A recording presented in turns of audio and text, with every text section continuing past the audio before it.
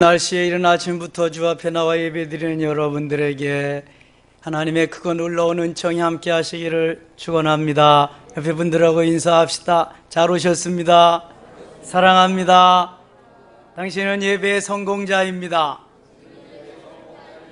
당신은 예배의 승리자입니다.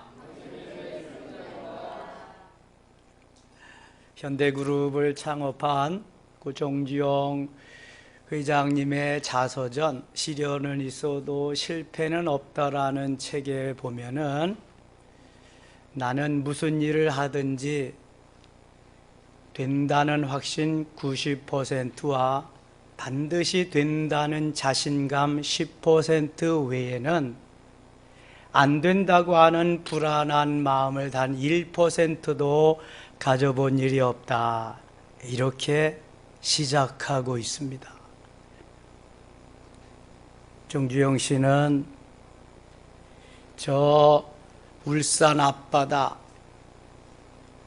현대조선의 모래사장 부지를 사진을 찍어서 가지고 호를 저 영국 런던으로 달려가서 차관을, 현대조선을 만들 자본을 구하러 갑니다.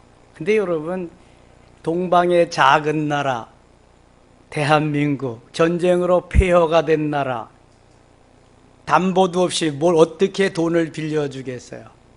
그때 이 돈을 가져가서, 이게 동전 나오기 전에 500원짜리 화폐입니다. 여기 뭐가 있는지 아세요? 거북선이 있습니다. 철갑선. 우리나라는 15세기에 이미 철갑선을 만들어서 전쟁을 치른 나라입니다. 사람들이 감동하죠. 그때 마침 저 그리스의 선박왕 오나시스의 동생이 거기 왔다가 이 말을 듣고 땅덩어리밖에 없는 사진 한 장 찍은 거 그거 보고 수주를 합니다. 배를 5년 만에 만들어 주겠습니다. 차관 얻어가지고 와서요, 공장 짓고 4년 만에 배 만들어서 팔았습니다. 거기 보면 수많은 기적들이 나타나는데요, 헤아릴 수가 없습니다. 정주영 씨, 강원도 통천, 지금은 북한 땅으로 들어갔는데 거기에서 6남매의 맞이로 태어나서 수없이 많은 어려움을 당하면서 가출을 하면서 내가 농사 지어가지고는 잘 살 수 있는 길이 없다, 그래가지고 현대그룹을 창업한 분이에요. 초등학교밖에 나오지 않은, 가방끈이 짧아도 너무 짧은 분이었습니다. 그러나 그는 세계적인 기업을 일구고 세계에 우뚝 서는 위엄을 달성했습니다. 그는 오직 할 수 있다는 자신감, 신념 하나만을 가지고 세계적인 기업을 일군 것입니다.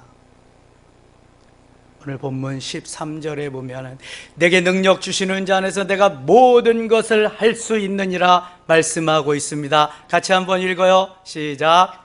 내게 능력 주시는 자 안에서 내가 모든 것을 할 수 있느니라. 이번에는 암송하는 겁니다. 보지 않고. 시작. 내게 능력 주시는 자 안에서 내가 모든 것을 할 수 있느니라. 아멘. 말로만 할 수 있으면 안 되고 이러한 내공이 흘러나와서 자신감이 있어야 되는데요, 이 13절 말씀을 이루기 위해서 선행되어져야 하는 것이 12절 말씀이에요. 13절만 가지고 아무리 딸딸 외고 그렇게 되게 해달라고 해도 12절 말씀이 뒷받침되어지지 아니하면 13절의 말씀은 이루어지지 않습니다. 12절 말씀 같이 한번 읽어요. 12절입니다.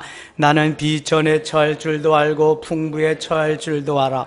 모든 일 곧 배고픔과 배고픔, 풍부와 궁핍에도 처할 줄 아는 일체의 비결을 배웠노라. 아멘. 배부름과 배고픔과 풍부와 궁핍에도 일체의 비결을 배웠다. 11절 하반절에도 어떠한 형편에든지 나는 자족하기를 배웠노라. 이게 일체의 비결이나 자족하기를 배우는 거나 마찬가지 의미입니다. 그러면 내가 능력 주시는 자 안에서 내가 모든 것을 할 수 있기 위해서는 자족하기를 배워야 하는데, 첫 번째 비결이 비천에 처할 줄 아는 것입니다. 비천에 처할 줄 알지 못하는 사람은 자족할 수가 없다고 하는 것입니다. 비천에 처한다는 것은 삶이 어려운 것입니다. 비참한 것입니다. 어떻게 할 수 없을 때가 너무너무 많다는 것입니다. 시편 40편 2절과 같이 기가 막힐 웅덩이에 처해 있을 때도 있는 것입니다. 원수 마귀가 나를 조롱하고 넘어뜨리려고 온갖 괴계를 다 이렇게 퍼붓는 어려움에 봉착하기도 하는 것입니다. 사도 바울은 고린도후서 11장에서 이렇게 자기의 비천에 처하는 상황을 설명하고 있습니다. 옥에도 갇히고 매도 수없이 맞고 여러 번 죽을 뻔했고 유대인들에게 40에 하나 감한매를 5번이나 맞고 3번 태장으로 맞았고 한 번 홀로 돌로 맞고 3번 파손하고 일주야를 깊은 바다에서 지냈고 여러 번 강의 위험과 강도의 위험과 동족의 위험과 이방인의 위험과 그 다음에 신의 위험과 광야의 위험과 바다의 위험과 거짓 형제 중에 위험을 수없이 많이 당했다, 이렇게 고백하고 있습니다. 바울이 바울 될 수 있었던 비참함, 비천에 처한 일이 한두 번이 아니라고 하는 것을 그는 말씀하고 있습니다. 고린도후서 12장에 가면 그가 병이 들었습니다. 하나님 앞에 그 병이 낫기 위해서 사단의 사자를 제거해 달라고 간절히 3번씩이나 기도합니다. 그러나 하나님은 노 땡큐 하십니다. 내가 내게 주신 은혜가 내게 족하도다. 너는 그 병 가지고 살아라. 내가 만일 그 병 가지고 살지 않는다면 자고해서 스스로 높아져서 내 놈이 하나님 될까 두렵다. 너는 그 병 가지고 살아라 그랬어요. 여러분, 사도 바울이 누굽니까? 사도 바울이 어떤 사람입니까? 3층에서 말씀을 듣다가 졸다 떨어져 가지고 죽은 유두고를 가서 살려준 사람입니다. 앞치마나 손수건만 갖다가 병든 사람에게 얹어주기만 하면 벌떡벌떡 일어나는 능력의 권능의 사람이었습니다. 그러나 그에게도 수없이 많은 비천에 처할 수 있는 그러한 나날들이 많이 있었다는 것입니다. 그러나 그는 낙심하지 않았습니다. 좌절하지 않았습니다. 하나님 앞에 기도하면서 오늘도 주 안에서 기뻐하며 하루하루 시간 순간순간을 승리하며 살았습니다. 빌립보서의 주제가 뭔지 아시지요? 뭐지요? 기뻐하라입니다. 빌립보서에서 너희는 기뻐하라. 내가 다시 말하노니 기뻐하라. 주 안에서의 기쁨입니다. 하나님이 나를 구원해 주시고 하나님이 나를 하나님의 자녀 삼아 주심에 대한 기쁨입니다. 죄 사함의 기쁨도 있고요, 일꾼된 기쁨도 있고요, 기쁨을 가지고 살라는 것입니다. 여기 사도 바울이 자족하기를 배우는 두 번째 비결을 풍부에 처할 줄도 알게 하는 것이라고 말씀합니다. 부유함과 풍부함은 주님의 은혜로 되어지는 것입니다. 주님께서 부자 되게 하시고 풍부하게 하심으로 인해서 누리는 것입니다. 그래서 겸손한 마음으로 그 풍성함을 주신 주님을 찬양하며 주께 영광 돌리는 삶을 살아야 한다는 것이 바울의 주장입니다. 역시 하나님의 말씀이지요. 잠언 30장 7절로 9절에 보면 한번 보겠습니다. 같이 한번 읽어요. 내가 2가지 일을 주께 구하여 싸우니 내가 죽기 전에 내게 거절하지 마시옵소서. 곧 헛된 것과 거짓말을 내게서 멀리 마옵시며 나를 가난하게도 마옵시고 부하게도 마옵시고 오직 필요한 양식으로 나를 먹이시옵소서. 혹 내가 배불러서 하나님을 모른다 여호와가 누구냐 할까 하오며 혹 내가 가난하여 도둑질하고 내 하나님의 이름을 욕되게 할까 두려워함이니이다. 아멘. 주님께서 풍요롭게 풍성하게 해주시면 거기에 걸맞게 하나님께 드리며 이웃을 위해서 나누며 베풀며 섬기는 삶을 살아야 된다는 것입니다. 결코 자기의 것인 양 교만하거나 우쭐대거나 어깨에 힘이 들어가서는 안 된다고 하는 것입니다. 그래서 이 잠언 30장 7절의 9절을 기록한 아굴이라고 하는 사람은 부하게도 마옵시고 가난하게도 마옵시고 하나님의 영광을 드러내는 멋있는 도구로 삼아 달라고 하면서 고상한 멋있는 기도를 드리고 있습니다. 부자 되어서 교만해서 지옥 갈 바에야 차라리 가난해지는 게 낫는데 가난해져서 비참해서 도둑질하면 안 되니까 가난하게도 마옵시고 부하게도 마옵시고 내가 주님의 말씀을 따라서 제대로 하나님 기뻐하는 삶을 살 수 있게 해달라고 하는 기도입니다. 오늘 본문 12절에 보면 나는 비천에 처할 줄도 알고 풍부에 처할 줄도 알아 모든 일곧 배부름과 배고픔과 풍부와 궁핍에도 처할 줄 아는 일체의 비결을 배웠노라. 일체의 비결을.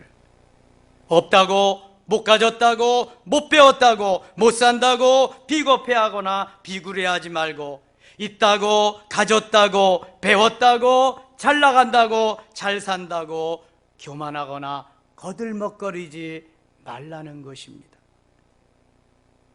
눈물 젖은 빵을 먹어보지 않고는 인생을 논하지 말라는 서양의 격언이 있습니다. 여러분 눈물 젖은 빵을 먹어보셨나요?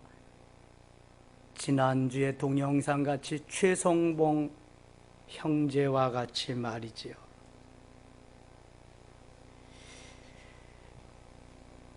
미국이 자랑하는 록펠러나 카네기나 완너메이커 같은 사람은 눈물 젖은 빵을 먹어보고 하나님이 주신 부요함 속에서 누리는 것을 경험했기 때문에 비천에 처할 줄도 알고 풍부에 처할 줄도 아는 일체의 비결을 배운 사람들이라 그는 멋있게 그들은 하나님 앞에 영광을 돌리는 삶을 살 수 있었던 것입니다. 비천에 처할 줄도 알고 풍부에 처할 줄도 안다는 것은 그러한 상황 가운데 살아본 사람들이 체험적으로 느껴지는 거고 그렇게 살아간 것입니다. 지난주에 우리는 3살 때 고아원에 가서 너무 매를 많이 맞고 5살 때 자기가 홀로 나와서 껌파리 하면서 쓰레기통 뒤져먹으면서 그렇게 살아서 그 재능을 발견한 한 교회 선생님이 그를 들여다가 가르치고 검정고시를 통해서 대학을 가게 하고 이제 파페라 가수가 된 최성봉의 그러한 동영상을 보고 많은 은혜를 받았습니다. 그러나 거기까지 그는 너무도 가난하고 헐벗고 굶주린 삶을 오래 살다가 30대가 되어서 그의 위상이 높아지고 파페라 가수가 되고 세상에서 알아주고 많은 사람들이 자기를 우러러보니까 여기에 그는 고무된 나머지 그것을 이겨내지 못했습니다. 좀 더 많은 풍요로움을 바라보다가 그 방법이 잘못되어서 그만 많은 사람들에게 너무 많은 아쉬움을 가슴에 상처를 주고 말았습니다. 2013년 그는 대한민국 예술 문화인 성악가 부분 대상을 받았습니다. 2017년도에 그는 행정자치부 장관의 표창을 받았습니다. 그리고 대한민국 인재상을 받았습니다. 누구도 받지 못하던 엄청난 상을 받았습니다. 고아로 어렵게 힘들게만 살아오던 그에게 부와 명성이 따라오게 되자 그는 내침김에 더 잘 살아보려고 그만 대국민 사기극을 벌이고 맙니다. 내가 대장암 3기에 지금 죽을 병에 걸렸습니다. 많은 지인들이, 팬들이 그에게 후원금을 보냅니다. 그러나 너무 의심쩍은 것을 발견한 한 기자가 추적하기 시작했습니다. 끝내 그것이 대국민 사기극인 것이 밝혀지게 되고 그는 팬들 앞에, 국민들 앞에 사과하게 이르게 됩니다. 마음 아픈 순간입니다. 우리가 예수 믿고 구원받고 구원의 확신을 가지고 변화의 조짐이 보이지 않고 그저 내 욕심과 욕망에 따라 살다 보면 최성봉과 같은 제2의 최성봉은 얼마든지 나올 수 있습니다.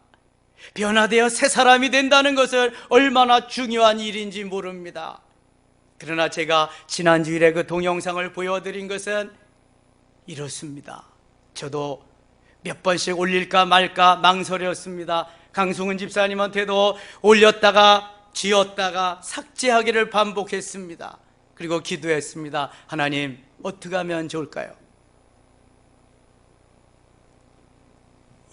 다윗이 골리앗을 물리친 것은 팩트, 사실이고 진실이다. 그렇다고 그가 범죄했다고 해서 그것이 다 사라지는 것은 아니다. 네, 맞습니다. 거기까지 은혜 받겠습니다. 지난주일까지 거기까지만 은혜 받으면 되고요. 이제 최성봉이를 어떻게 이끌어 가실지 아무도 모릅니다. 하나님만 아십니다. 저는 회개하고 더 멋있는 파페라 가수로 다시 등장할 줄 믿고 기도하고 있습니다. 여러분, 실수가 있습니다. 실패도 있고요.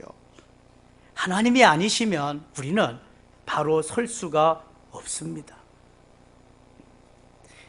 오늘 본문 13절에 내게 능력 주시는 자 안에서 모든 것을 할 수 있다고 하셨는데 그것이 이루어지려면 비천에 처할 줄도 알고 풍부에 처할 줄도 알아야 된다는 것입니다. 이 최성봉은 비천에 처할 줄을 아는 그러한 비법은 터득했는데 풍부에 처할 줄을 알지 못하고 소화를 제대로 하지 못했던 것입니다.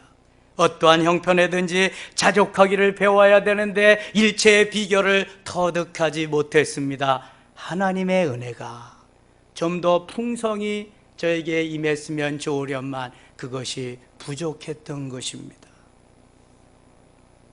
저는 지난 한 주간 데일그룹 최의숭 장로님의 세 권의 책 깎아머리에서 세 가지의 꿈으로, 두 번째 죽게 하듯 하라, 세 번째 책 기적의 하늘 경영, 이것을 다시 한번 읽으면서 정리해 가면서 많은 것을 깨닫고요, 도전을 받았습니다. 자, 그리스도인이란 저렇게 살아야 되는데, 저게 진실한 그리스도인의 삶인데, 대부분의 그리스도인이라고 하면서도 자기의 욕심과 욕망을 떠나지 못하고 그렇게 살다가 최성봉이 같이 그렇게 되는 경우도 있고 수많은 사람이 깊은 나락에 빠지는구나. 최의숭 장로님 어머니는 멋있는 그리스도인이었습니다. 록펠러 어머니의 신앙 못지않은 신앙을 가지고 새벽마다 자녀들을 깨워서 가정 예배를 드리면서 가르쳐 줍니다. 세 가지를 철저하게 교육시켰습니다. 너는 반드시 주의를 지켜라. 그리고 예배 때는 맨 앞자리에 가서 예배를 드려라. 두 번째, 너는 반드시 11조를 드려라. 세 번째, 너는 목사님의 말씀을 순종하고 교회에 가서 잘 맡은 책임을 감당하며 잘 섬겨라. 최의숭 장로님의 머리에는, 가슴에는 세 가지가 꽉 차 있습니다. 어머니의 말씀대로 순종의 생활을 해 나갑니다. 신앙생활을 하며 새벽 기도를 하면서 어머니의 가르침을 따르면서 그는 초등학교와 중학교를 우수한 성적으로 졸업합니다. 6남매 중에서. 그리고 고등학교를 어디로 진학했냐면 시골이라 대천 고등학교를 진학했습니다. 최순 장로님 1939년 6월생입니다. 현재 84세로 현존하고 계십니다. 생존해 있습니다. 국회 조찬기도회 회장도 지내셨습니다. 까까머리 고등학생이 교회에 가서 꿇어 엎드려 세 가지의 비전, 세 가지의 꿈을 하나님 앞에 아뢰입니다. 그리고 이 꿈이 꼭 이루어지도록 매일 기도하며 살고 있습니다. 첫 번째 꿈, 박사학위를 가진 교수가 되는 것. 두 번째 꿈, 큰 회사의 사장이 되는 것. 세 번째 꿈, 세계 각처에 100개의 교회를 건축하는 것. 모두 다 쉽지 않습니다. 그 중에 하나를 이루기도 쉽지 않습니다. 그는 1960년 단돈 500원을 가지고 정든 고향 충남 대천을 떠나서 서울로 무작정 상경합니다. 그리고 건국대학교에 입학원서를 제출하고 거기에 시험을 치렀는데 당당히 수석 합격을 합니다. 여러분, 농고 출신이 서울에 있는 대학에 수석 합격한다는 거 말도 안 되는 겁니다. 이거는 농고에서는 대학을 진학할 만한 제대로의 교육을 안 시킵니다. 저도 김포 농고 나왔거든요. 거기 그런 학교밖에 없어. 그 당시에 제가 자랄 당시에는. 근데 수석 합격을 하고요, 4년 후에 수석 졸업을 합니다. 하나님의 은혜였습니다. 그 후 삼성에 입사하게 되고요, 거기에서 얼마나 능력 있게 일을 잘하는지 대우그룹에서 스카우트해 갑니다. 그리고 대우 아카데미의 사장을 맡게 됩니다. 1981년 그의 나이 42세 때입니다. 꿈의 첫 번째, 두 번째 꿈이 제일 먼저 이루어졌어요. 큰 회사의 사장이 되는 꿈. 1984년에 건국대학교에서 경제학 박사학위를 받고 교수가 됩니다.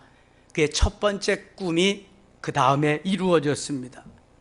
그 당시 그가 하나님 앞에 11조를 드리는데요, 11조는 물론이거니와 10의 3조를 드렸습니다. 몇 조요? 10의 3조. 일반 직원이, 사원이 10의 1조 드리는 것도 버거워합니다. 그런데 사장이 돼서 봉급이 좀 많겠지요. 10의 3조를 드린다. 그러나 하나님 앞에 드리면 하나님이 주시는 것을 너무 그 법칙을 잘 알기 때문에 끊임없이 10의 3조를 드립니다.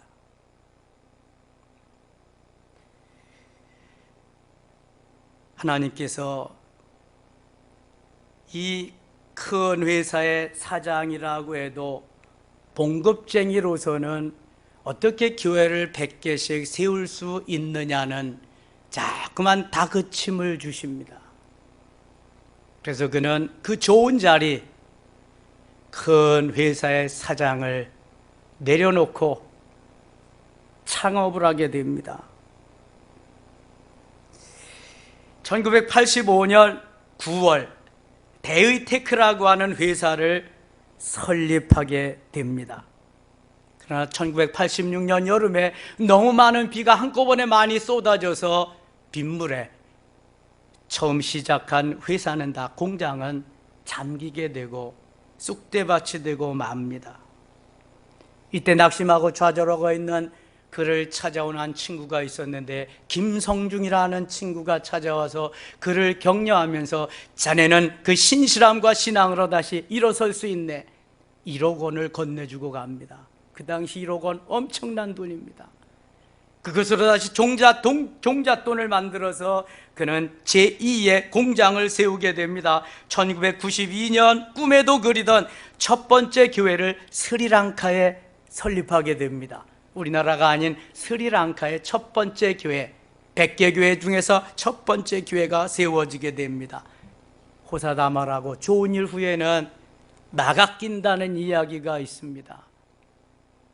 천안에다가 엄청나게 큰 회사를 다시 설립하고 공장을 지었는데 하루아침에 불이 나서 화재로 다 전소하고 맙니다.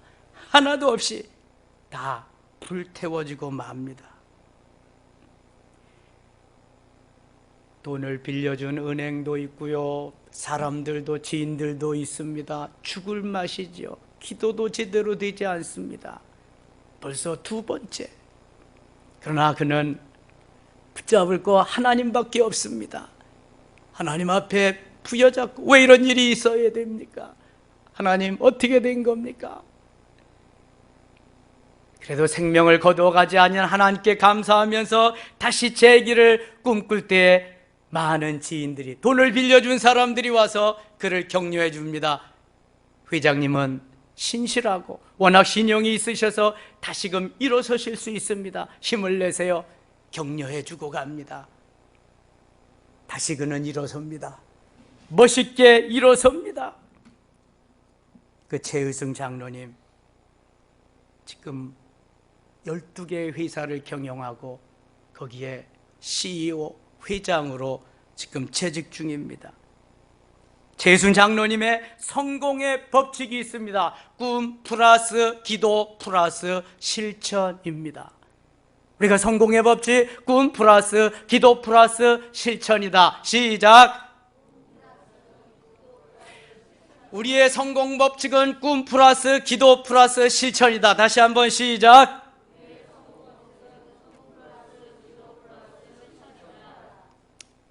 꿈을 가져야 돼. 비전을 가져야 돼.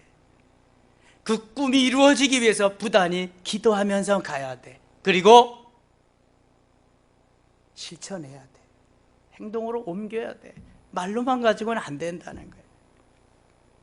그는 기적의 하늘 경영에서 이렇게 말합니다. 나는 사업을 하는 목적이 하나님께서 기뻐하시는 기업을 만들어 선한 일을 하는 것이다.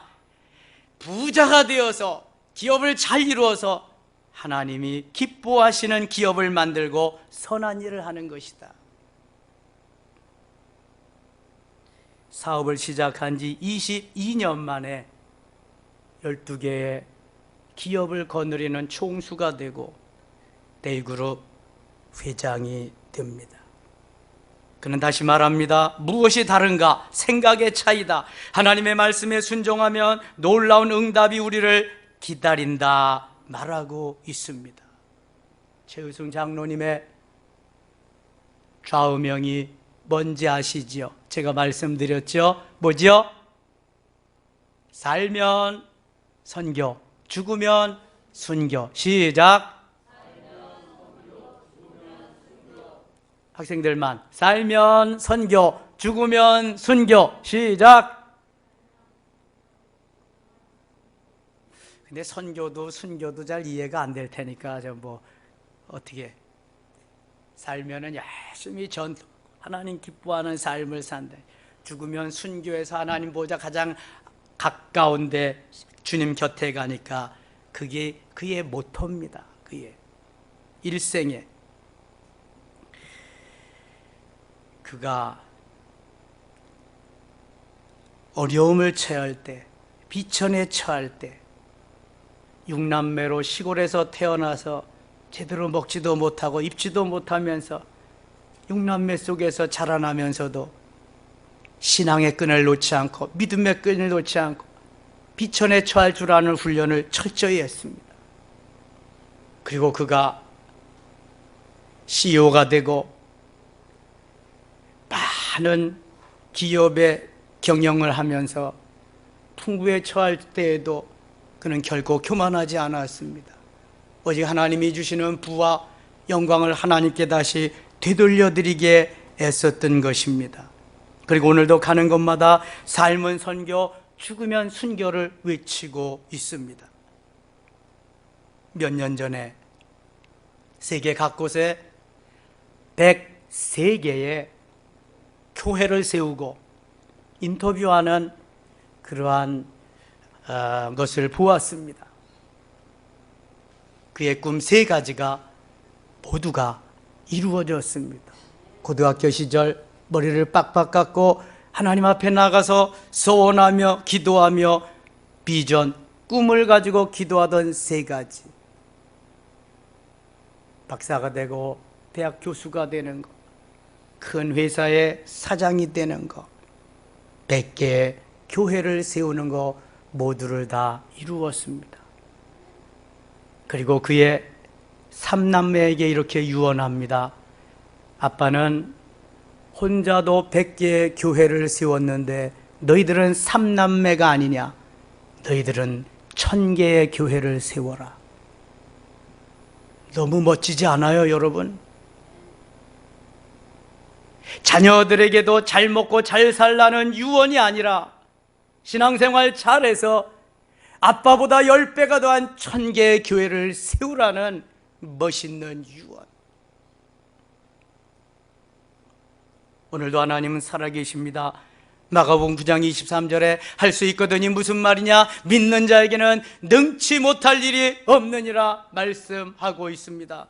하나님께서 원하시는 삶은 누구든지 이루어 드릴 수 있는데 하나님이 하실 수 있다, 나를 통해서 하실 수 있다는 그 믿음을 가지고 가는 자에게 이루십니다.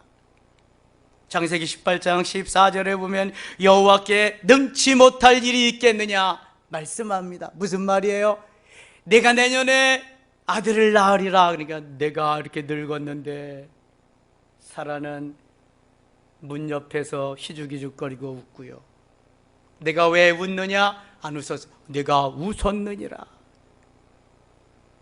100세에 믿거나 말거나 하나님은 이삭을 주셨습니다. 여호와께 능치 못할 일이 있겠느냐? 믿는 자에게는 능치 못할 일이 없느니라 말씀하고 있습니다. 출애굽기 민수기 11장 23절에는요 여호와의 손이 짧으냐, 여호와의 손이 짧아졌느냐 그럽니다. 고기를 먹고 싶다고 할 때 고기를 주겠다, 하루나 이틀이나 열흘이나 한 달씩 먹을 수 있도록, 코가 삐뚤어지게 먹을 수 있도록 해주겠다 그랬더니 아유 하나님 무슨 농담을 그렇게 진하게 하시나요? 공중의 새와 들짐승을 다 잡은들, 바다를 막아서 고기를 다 잡은들 그게 가능할까요? 모세가 그린다고요. 모세, 천하의 모세가. 그러니까 여호와의 손이 짧아졌느냐, 여호와의 손이 짧으냐 반문하십니다. 예나 지금이나 하나님은 여전하십니다. 일하십니다. 역사하십니다. 기적의 하나님이신 줄 믿습니다. 레위기 26장 8절에 너희 5이 100을 쫓고 100이 만을 쫓으리니 말씀합니다.